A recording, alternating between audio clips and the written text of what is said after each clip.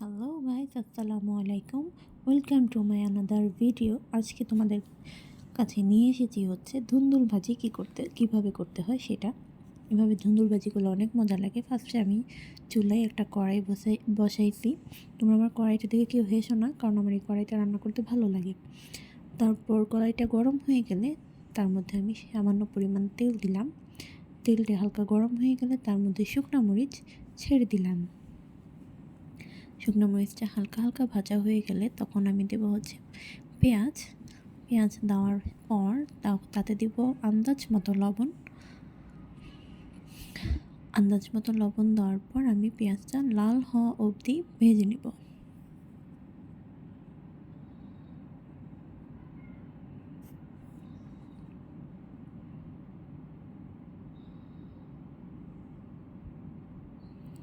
লাল হওয়া অবধি ভেজে নিচ্ছি আমি। এই যে দেখো, একটু হালকা হালকা লাল হয়ে গেছে। এখন আমি এটার মধ্যে ময় মশলা দেওয়ার জন্য রেডি হব। এখন আমি একটু দেবো আদা রসুন বাটা হালকা,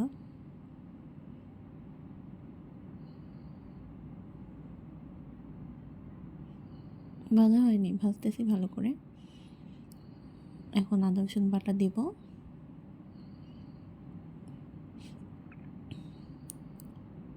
তারপর দিয়ে আবার একটু ভাজবো।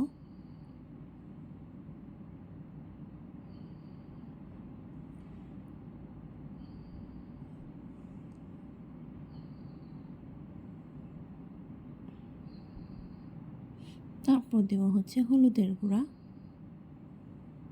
হলুদের গুঁড়াটা খুব অল্প পরিমাণে দিতে হবে, কারণ বেশি দিলে কালারটা সুন্দর আসবে না, তাই। আর গন্ধ লাগবে, একটা স্মেল আসবে, তো সেটার জন্য আর কি হলুদটা কম দিয়ে মরিচটা দিলাম।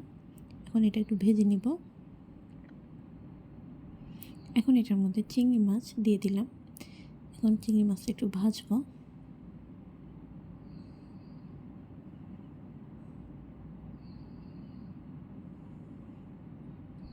ভাজা হয়ে গেলে এটার মধ্যে আমি পানি দেব কষানোর জন্য আর কি।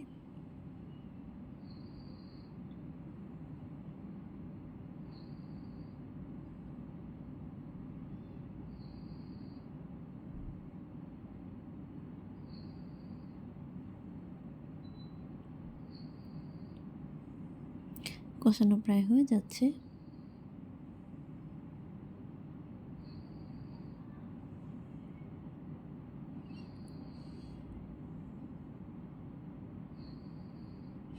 এখন এটার মধ্যে ধুন্দুলগুলো, যেগুলো আমি কেটে রেখেছিলাম, সেই ধুন্দুলগুলো দিয়ে দেব।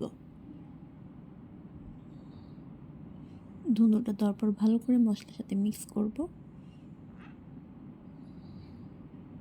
আমি একটু নাড়াচাড়া দিয়ে এটা ভালো করে কষিয়ে নিব।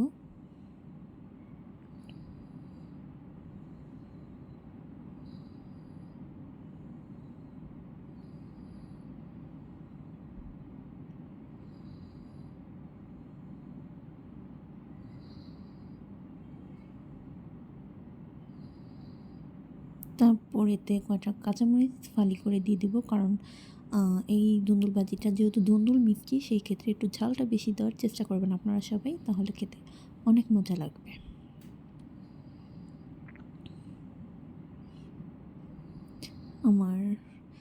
আমি কষাইতেছি ভালো করে একটু, যেহেতু ধুন্দুল অনেক পানি ছাড়ে, তাই একটু কষিয়ে নিচ্ছি।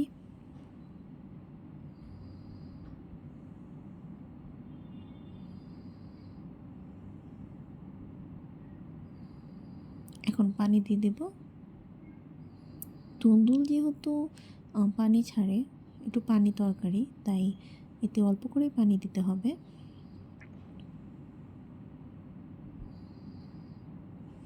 এখানে ধুন্দুল পানিটা প্রায় শুকিয়ে গেছে। আমাদের তরকারিটা প্রায় হওয়ার পর্যায়ে। এখন এগুলো ভালো করে আরও শুকিয়ে নিব।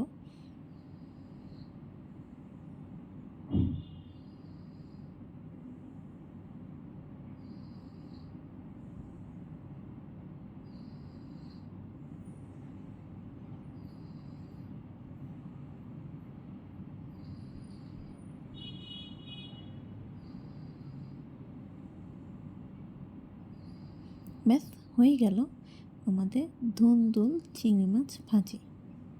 জানি না কার কাছে কেমন লাগছে, বাট এটা খেতে কিন্তু খুব সুস্বাদু, এটা খুব খেতেও মজা হয়েছিল। আশা করি আপনারাও ট্রাই করবেন। আশা করি সবাই ভালো থাকবেন, সুস্থ থাকবেন।